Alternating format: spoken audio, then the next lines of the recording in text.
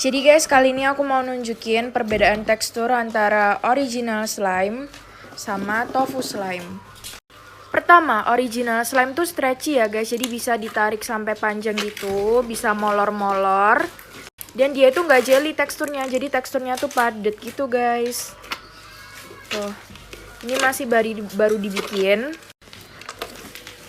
Tapi kalau udah ditunggu beberapa hari nggak sepadat ini ya guys tuh. Kayak gini teksturnya original slime. Sedangkan kalau tofu slime itu lebih ke genjur-genjur gini loh guys tuh. Kalau dipencet tuh kayak jelly. Namanya aja tofu slime kan, pasti kayak tofu gitu. Tuh, jadi dia tuh lebih kayak jelly gitu. Dan gak lengket sama sekali.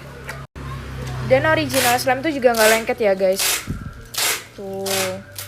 Original slime di kita harganya 35.000 per setengah kilo. Kalau yang tofu harganya 20